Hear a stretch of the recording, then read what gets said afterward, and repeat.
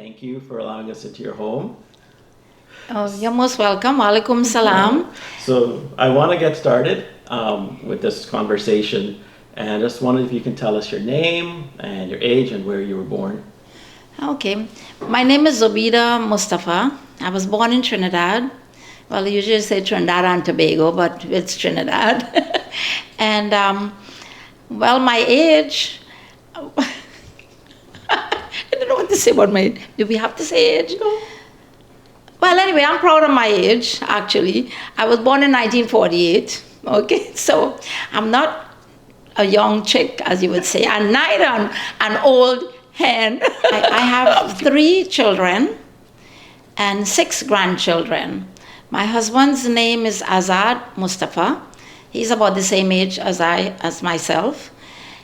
And we migrated here after leaving New York and when going back to Trinidad and spending a couple of years. We decided that the kids would have a better education because everybody knows United States is land of opportunities and what have you. And Trinidad had a little bit of political disturbances, so it was the right time for us to sort of make a move to here. We decided to come to South Florida rather than New York because of the weather here, and the kids would probably like it better than having to deal with snow and all that kind of thing. When we came here, my youngest was 4 years old, who is Adam. The other 2 had already learned a little bit of madrasa and so in Trinidad. They were much older than him. And we were looking for a masjid. There was none down here. So I started going to Pampano Masjid. And I met Naima, which is Sister Yuna's daughter. And also, I found out when I went there that the school wasn't really the kind of madrasa that we wanted, that we were used to. Might have been good, but we were not used to that type of thing. And I figured, I said, they look like they're learning more English because they were already speaking Arabic. So I met Auntie Bida's brother, I can't remember his name, who was the Muazzam, I guess, for that masjid. And I was discussing the situation with him. I said, but brother, look at these kids. I mean, how come our madrasa is not like this? He says, sister, we don't really belong here. I mean, he said he's not ill-speaking them because he's working there, but our culture is different to theirs. And he said, you want to take your son to a madrasa? He know a very nice brother in Miramar, and his name is Brother Sheikh. Well, he's deceased now, but so he said, you go there on a Sunday morning, give us the time and everything, and you will meet other people like you, other Guyanese or maybe Trinidadians. So that's how we went. We met Ustad Beg. He was running the class behind Brother Sheikh's house. We met Isa Baksh, and I can't remember all the other people, but I know about Isa and Ustad Beg. So we started there, meeting all the Guyanese community and stuff like that. Then we heard about the land that they had, and they were trying to build a mosque on the land, and they were doing fundraising and all that. So on the empty lot.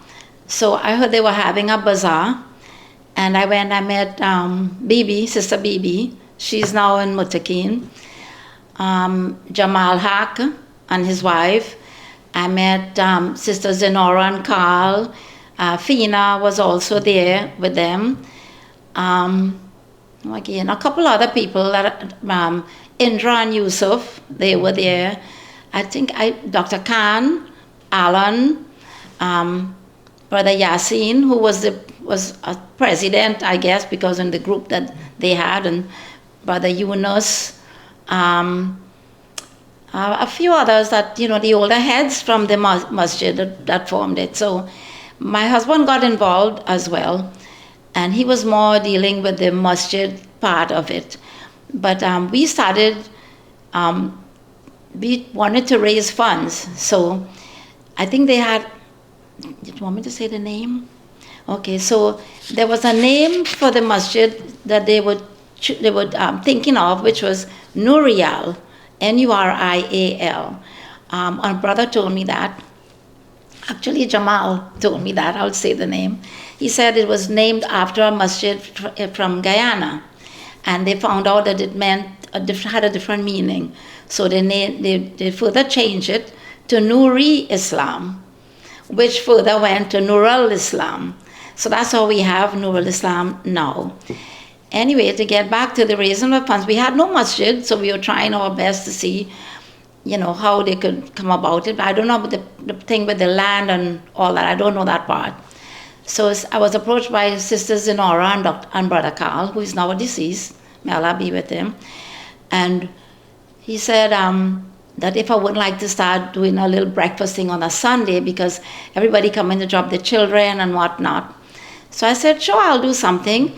So we started off making doubles. She asked me if I could make doubles. I said, well, I never make doubles, but I know my mother used to make bara, and my father-in-law used to make bara. I said, well, we could try. So I made a 5-pound pack of flour and some chana, and we went out there. And Brother Khan, may Allah bless him, he started a book, and he was writing it down. The first sale we made, and mind you, we had no stove because there's no kitchen. We had to get a table. We had to take from home our fireside, put it on the table, block it around so the heat wouldn't escape, and carry oil and the pot and everything. And we started. The first sale we made was $77, believe it or not. He has it written down in a book. He had it written down, I don't know, maybe Zin has it. And from that, it encouraged everybody. They said, well, you know what, we could all bring a dish. And they all started bringing a dish. And we started right under the jamun tree in the front. So as soon as people were coming in with their kids, which was mostly all our kids, they would come and buy and stuff. And it was like a hangout for everybody until Maktab over. The madrasa was on. That's how I got involved with everybody. And they had, well, of course, in all organizations, everybody want to rule. So by the time the mosque is built in and all this kind of thing, we had little by little, they built the mosque. They started building. But everybody now, they see like a building, this is my opinion, a building going up, well, everybody want to be the ruler, like it is happening everywhere. So I don't know what happened. We had like two sides, like a division in the mosque.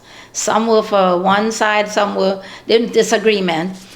So we had an election, and Dr. Khan went up as the president, the first president. And Brother Yasin he was the existing one, he was on the other side. Well, it so happened Dr. Khan side won, and they had to choose different people. So when we did that, there was some sort of a commotion, some of them didn't like it, and Maulana Shafayat was there too. They had brought him from Trinidad to be the imam. Actually, the imam was that big. When he moved from Brother Sheikh's house to the masjid, it was, he became the imam. And also, what's the other one name? He passed away, an older guy. I forgot his name, can't think of it right now. But he was the assistant imam. Oh no, I'm sorry, let me back up a little bit. The first imam was Brother Cyril, Imam Cyril. You remember him? And after him, then it was Mubarak, him and Mubarak. And then we had Ustad Beg and the others following. We also had, oh gosh, what was that? They used to call him. So now he passed away too. Oh, Ayub, Imam Ayub was also an imam there. Anyway, so we had all these people. We had the election. And after the election, then we started appointing people. So then I became more involved because I took a position. Jamal Haq became secretary. I was assistant secretary for quite a little while. And then later on, I became the coordinator. Sister Firoza was a coordinator, women's coordinator. I became a coordinator. Well, I'm talking for myself anyway. But there were other women's coordinators. The first one actually was Sister Rehana. Doc's sister-in-law. She was the first coordinator. And then I believe it was Sister Fina. And then I believe Firoza, and then myself, something like was Zinora. I can't remember what it was, but I've always held like secretary or women's coordinator, which I am still today. And what else? And also I acted as secretary, taking notes from I don't know how many years, because we, you know, whenever we didn't have one available, I would fill in for the secretary, even as women's coordinator. And I'm actually involved because I'm the type of person that wherever they need help and I can help, I go along, I help, you know, fundraising, everything. You know, I'm there. Sales, marches. We did the breast cancer walk. They're trying to get involved with anything when they need help anywhere. You know, we kind of like initiate the stuff and promote it for people, you know. And I look after, right now I'm looking after the rental of the hall, you know, along with Brother Kalam and Sister Joan and Farida Yassin. But I do most of the rental and so on. We do cleaning also, not to mention cleaning. But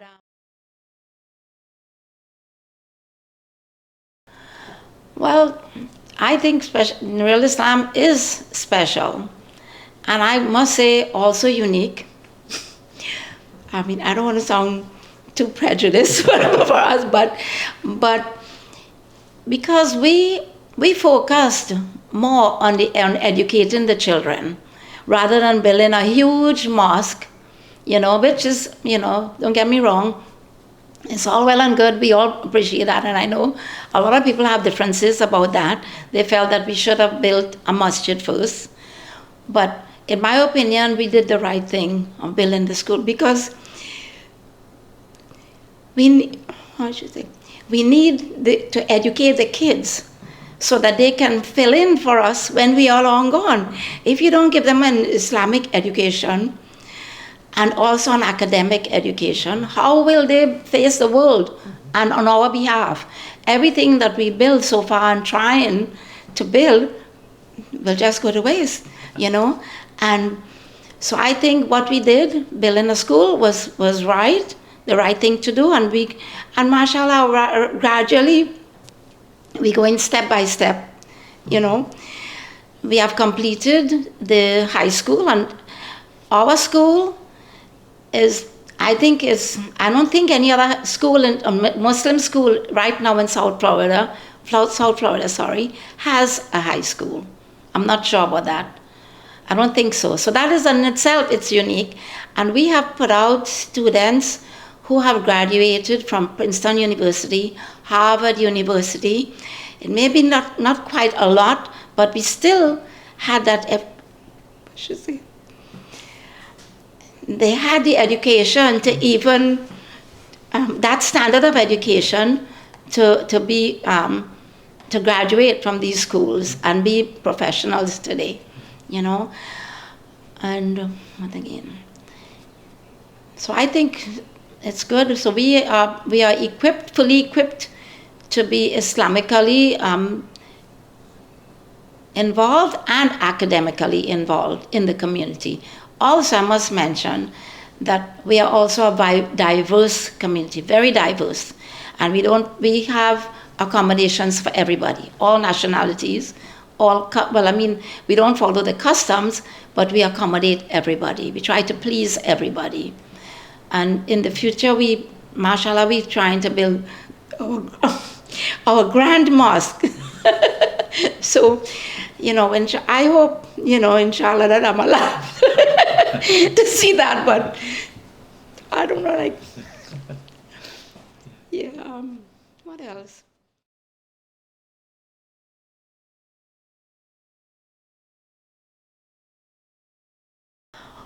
Well, yeah, the high school and the fact that we are so diverse, and that's for the school. But the masjid, as far as the masjid is concerned, well, you know, the mosque is the parent body for the school. Nothing goes on in the school without our permission. You know, I mean, everybody has to know what everybody is doing, which is very good. I mean, it's an organization that has its own bodies, each person. I mean, the school runs by itself. The masjid runs by itself with the Shura Council, but yet still the Shura Council still holds priority over everything. So, which is good. I mean, they have to answer to somebody. Nobody can just say, you want to do what you want to do, you know. And I think, I am proud to be a part of it, and especially in the organizing of it. And inshallah, we hope to finish the masjid in 2.5 years, and also to build a home for the seniors, which is our last. Well, I can't say, shouldn't say last, because I don't know what the future holds. Maybe the kids might think about something else, So, Yeah. to build a home. So we are all looking forward to a great future. Inshallah. Inshallah.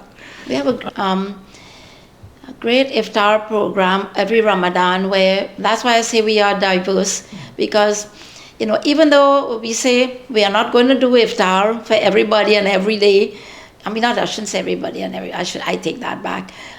We are not going to do iftar. It's too much work. It's this, it's that, the other.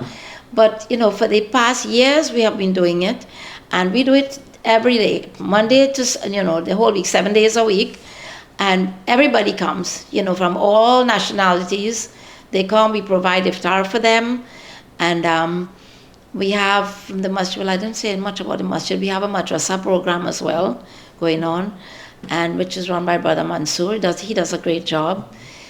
And Brother Nasib, Imam Nasib, in fact, he always said to call him brother, so that's why I don't say Imam. But because he's like one of us, Imam Nasib, he does a great job with his classes, online classes now. But before that, he had his Sunday classes. Every Sunday we used to have a class, which I was a student of, and I don't know, we had a lot of middle-aged people, and some of them, whatever they learned, they figured that was enough for them, so they didn't come back, and we still need to promote that. That's the only thing. But I guess it's just getting people out of bed on a Sunday morning to be in a classroom. But he's a great teacher. He likes doing that. But he's the best when it comes to my wedding. Yeah. He gives so much jokes. He make everybody happy, and he's very good. You can put it on my thing. He's very good with the youths, very good with the young people. He relates to the young people better than the older ones. Well, yes, he's good with the old, but he has a charisma about him that it draws the youths. When he talks, they can talk to him. Maulana Shafayat has the same thing too. They know how to explain themselves. Maulana Roshan, same thing. But he's like a go-to person. Sister Zubida, thank you very much for taking time with us today. And inshallah, you will live many, many more years to see another grand mosque after the one we finish I hope so. in a couple of years. Yeah. So thanks for your time on behalf of Nur Ul Islam and myself for speaking with us today. Yeah, you're most welcome. And inshallah, I hope, I'm there. I don't know. But inshallah, and I hope we achieve all what we plan on achieving, in a short space of time. Thank you for having me. Thank you very much.